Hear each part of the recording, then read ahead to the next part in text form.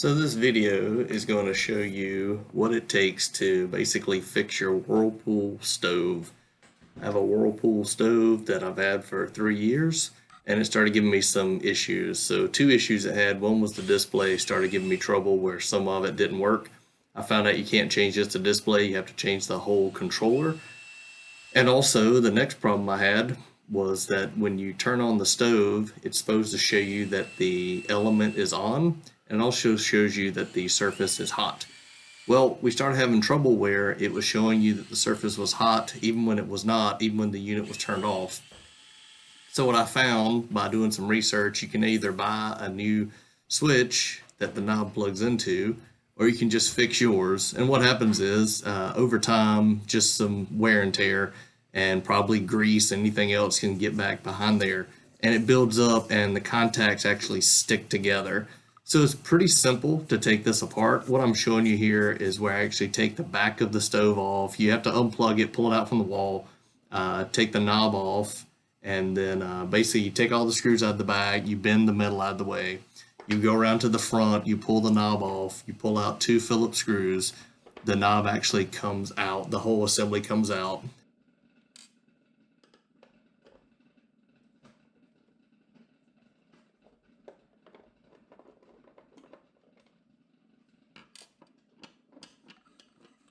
What I'm showing you here is where the switch comes apart. There's metal tangs that hold it down to the plastic. You pop those loose, you can access the actual switch. I'm pointing out here, well, where the contacts are that were stuck. I've already kind of repaired this one, and I'm just showing you here what it looks like when you have to pop it together. This one I had repaired and didn't bend the tabs back properly, so it started to come loose and the knob was crooked. So this is kind of a second repair. So just take your time and do it right. I was in a hurry that day trying to get it done. And anyway, but just to show you what's required, the cap only goes on one way. You'll notice the tangs line up on the plastic one way or the other. You only go on the correct way. The knob spins around, but the contacts in there actually stick. And when you pop that off, you'll see what I'm talking about. They just stick to each other. And what I did was I just cleaned them really good with some rubbing alcohol. Some isopropyl alcohol is fine. You can use like a little metal file or a flat blade screwdriver, get in there and clean the contacts really good. And once you do that, you're good to go. I mean, that's really all it is to it. It's a really simple fix without having to buy a new switch. There's no problem with doing it this way. It's completely safe to do. Just make sure your power is unplugged.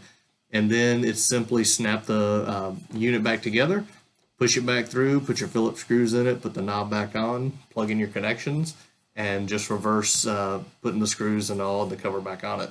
Again, I didn't show a video of putting the display in. I'd already changed the display at this point, but I wanted to kind of give you a quick video. I didn't see much out there on doing repairs on the stove, but most people are intimidated by doing that. So just want to give you a quick video. Hope you enjoy it.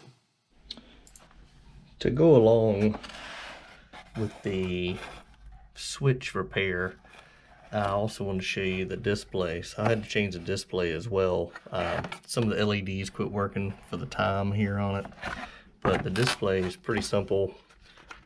You have 2 screws on the back, one here and one here, that hold the display into the oven, and then you have some various connections that plug in here. So you just basically unplug that, take the 2 screws, this whole thing pops right out, and then you can replace it. But unfortunately, just for the LEDs, you have to replace this whole unit, which sucks because it is kind of expensive. The good news is there's a company I found online. It's called appliancepartspros.com. You can see that there. And this is the correct part number. Let's see if I can zoom in on that so you can see it. It's a W11528-177. This is the actual controller for my appliance, and yeah, it works really well. This also shows you the model number and all that was actually on the unit. But anyway, for a Whirlpool, this is it. Now my unit is not quite 3 years old.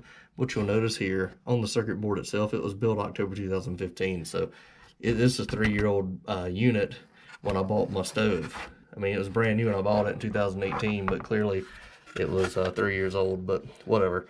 When that goes out, you have to buy the whole kit and caboodle. But I bought this, didn't even have to send this back. It says on here they charged me a core, but I want to say I paid 170 bucks for that, and that was delivered. So not bad.